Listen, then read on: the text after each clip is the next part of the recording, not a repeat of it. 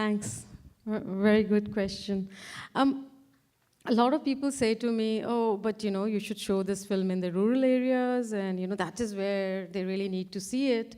And I'm like, yeah, sure, they already know about their reality, but sure, they need to see it in form of a film, definitely.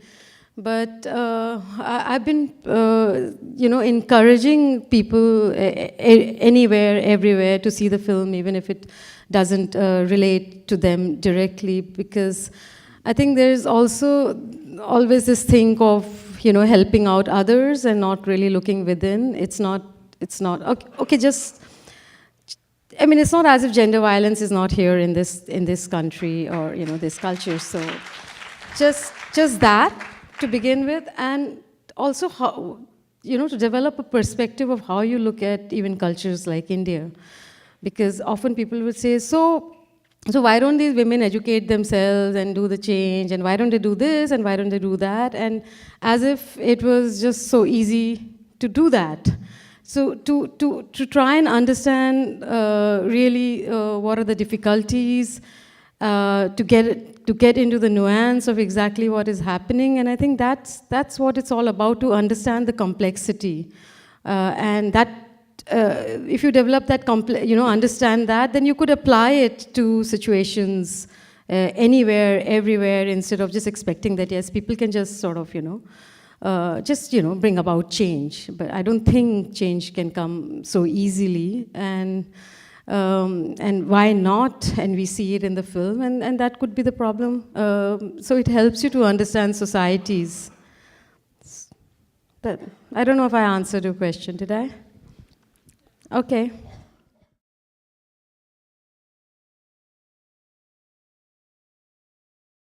Yeah, so as I said earlier, the numbers have increased.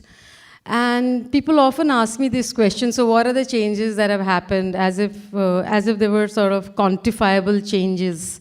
So I haven't really gone to these villages and say, okay, this is a change that has happened because of Gulabi Gang, or number of killings have come down, or whatever other kind of yardsticks there could be. I mean, I'm not in a position, I'm not a researcher, I'm not a census person, so I won't be able to give you any figures, real figures. But what I say is that even if these 400,000 women walked in the street one day protesting for something, and they left their family and the work and did something for themselves, even for one day, that's a huge change. Because what we need to understand is that most of these women have never done anything for themselves.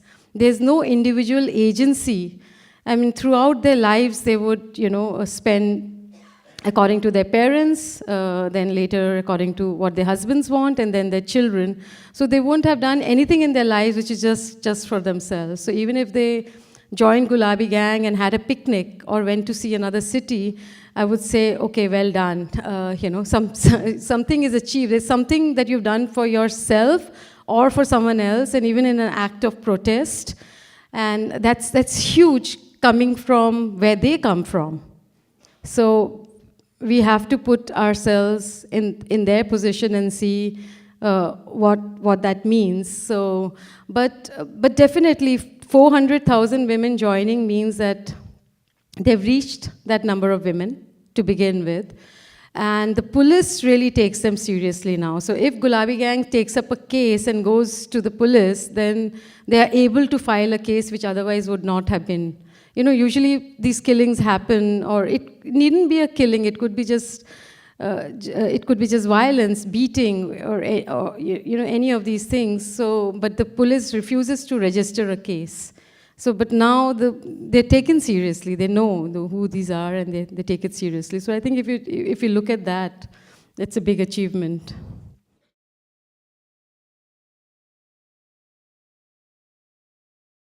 I think when they started out, there was an incident where they beat up a policeman. I mean, and I think rightly so, because it could be very frustrating even to file a case in this area. And they beat up the policeman, and they got a lot of flack from it, from everywhere. And Sampath Pal, she was, already a sort of an international person by then, and she was traveling in these conferences, and I think a lot of people criticized her. And they started comparing her with Phulan Devi, the bandit. And then she was like, sort of trying to tell them that, no, I'm different, I'm trying to empower women, and she didn't, and she was killing women. So I think she kind of made it very clear that she's not going to use violence, and it was more symbolic. And a lot of the women, as you must have seen, are really old, and they travel long distances, and and this area is really very risky because there are a lot of dacoits, and so stick is really for self-defense, and it helps them to walk long distances. So today it's of symbolic nature. And they never use any, it's quite amazing because she never uses any protection, and she just goes anywhere. And they've made a lot of enemies over the last 8 years, everywhere, but till now they've survived.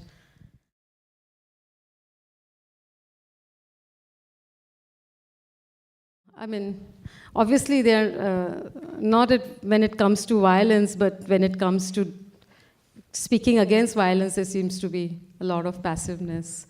Yeah, I mean, it's almost like they're impotent, in that sense. When especially here you see the women, you see a blind woman taking such a stance, and she can see more than all of them put together. She's blind, and that was the irony. In fact, I want to tell you that she had taken a loan of 1,700 rupees, which is what. $30 or €30 or 30 euros to hire the van which took her to see the dead body. And she had to do 3 months of bonded labor. So she borrowed the money to visit the dead daughter, and she had to work, and not the husband, not the uncles, not the sons, and they're all able-bodied. And that's what it is. It just seems that, and the women work at home, they work at the farm, they take care of the children. So it's like exploitation. It's not just gender violence. This is structural violence. The amount of work the women do.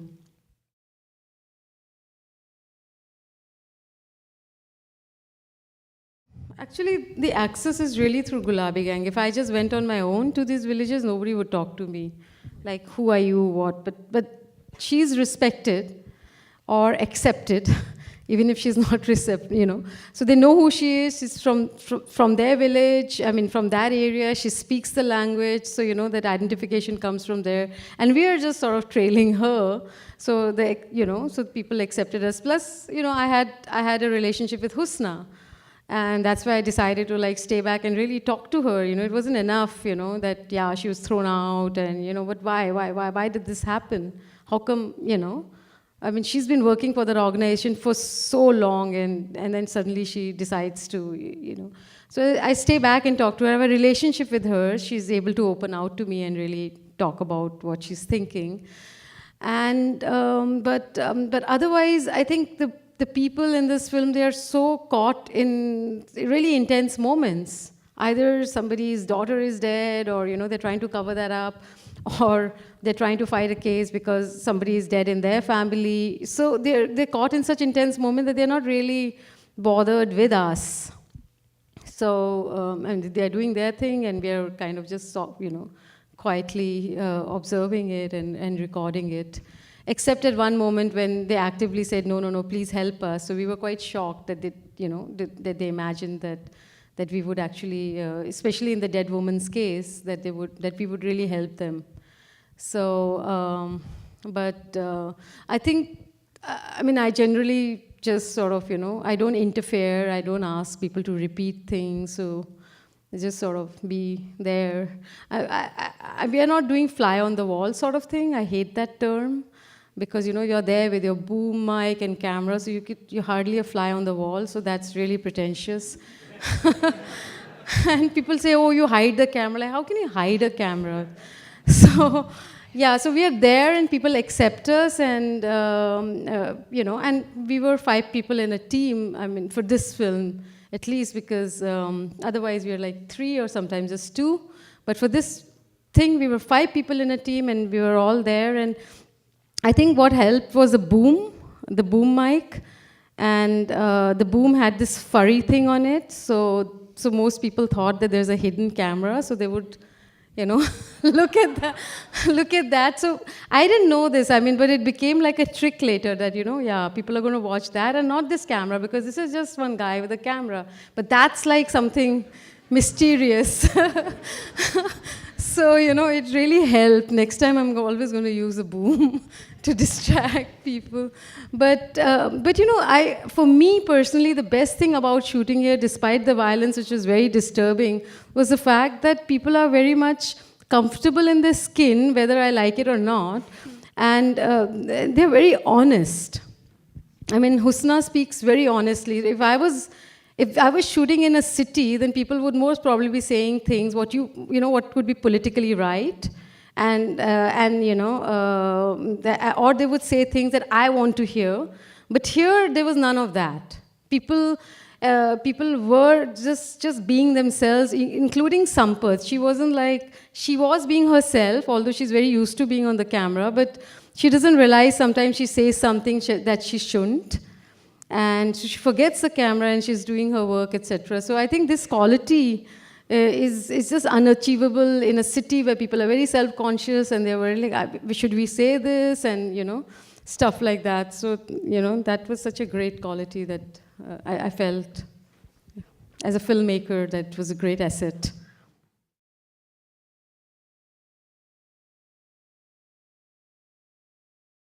No, because the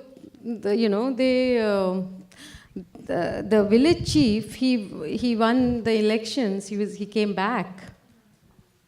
So they did catch the killers, but they were hired by the village chief, and the village chief is still free, and he's still the village chief. So I don't know. But on the other hand, in the women's case, in the dead Rajrani's case, the husband is prosecuted and he's in jail. So there was a little bit of a fast track thing that happened because I think we were there. And but usually cases in India could take like 10 years, 20 years or something like that. So, and then in Husna's case, the brother is in jail as well right now. So, but the cases go on, so you never know what is going to be the ultimate result.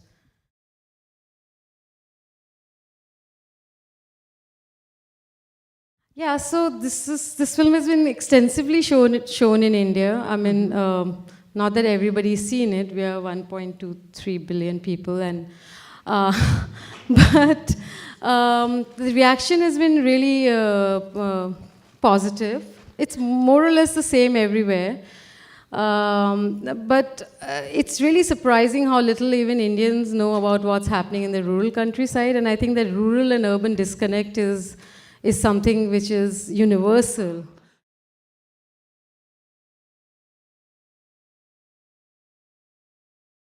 I think the violence starts at home, how the mothers or fathers, they bring up their children, like the preferential treatment that is given to boys, and the kind, how they treat women. So, it has to start there. Like in India, there's, they want capital punishment for the rapists, but how many people are you going to hang?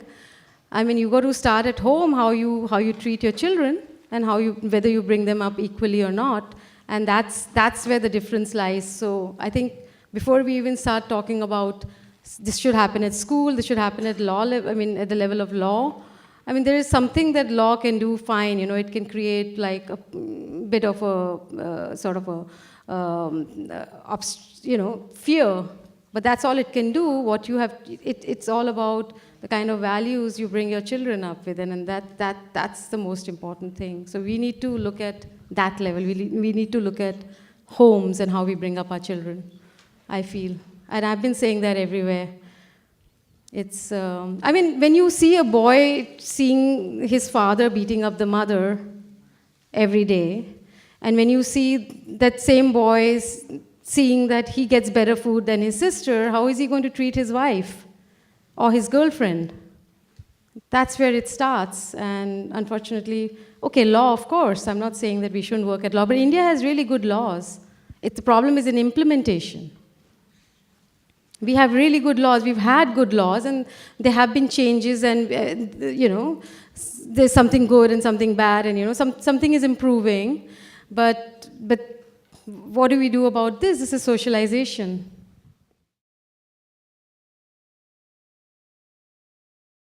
So I really like Husna. She was one of my favorite characters from Gulabi Gang, and I wanted to do something special with her. And she would have figured prominently in this film till this incident happened. And, I heard her views. My first reaction was, of course, same as yours or anyone's. One of like, my God, how did this happen? But when you stop and you look and you think about this moment, many interesting things are happening here. It's kind of layered. There is fear. She could be killed as well, and she has a whole family to protect. It's extremely deeply patriarchal society. And okay, one thing is being part of Gulabi Gang, and the other thing is just abandoning your family. And I don't know anyone in this world, whichever system or whichever ideology they may belong to, but when it comes to your own blood relationship, you just, ideology goes out of the window. So that's universal.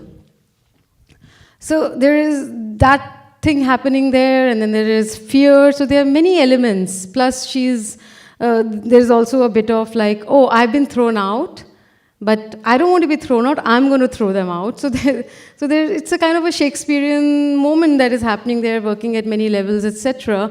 But but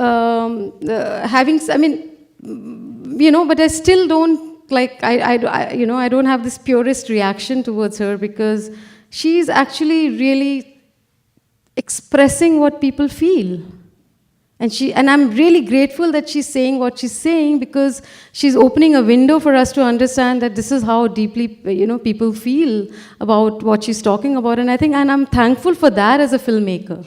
Because she could have said something to just please me and say, oh, I'm really sad that my sister is gone, but she's finding it so difficult to even say that. And I just wanted to hear her say that, yes, her sister is also from the same womb, but she never says it. So she's so herself, drained in that patriarchy, and so deep, so deep rooted. And I think it's important, because if this is the people that we want to change, then we need to understand how deep this is, right? Otherwise, we can't make changes, and it's very superficial. So you have to understand where this goes, and now how do you approach it? So I'm really thankful, that she's. I'm not judging her. I'm no one to judge her, because I don't know what I'd do if it was my son who killed someone. Maybe I'd be, behaving like that at this heated moment, and then there might be a moment later on where I might like regret what I said or think about it. But this is a heated moment when everything's happening, and I just take it at that level. But I think just one thing I want to say, that we always think that we are the center of the world. What we think is the right thing. And when I go from thinking I'm the center of the world and I enter into another center and they think they are the center of the world, there's bound to be differences. So I think as filmmakers, we need to also respect that, whatever position that I'm coming from. Need to understand what is happening here and what do people think before imposing our views.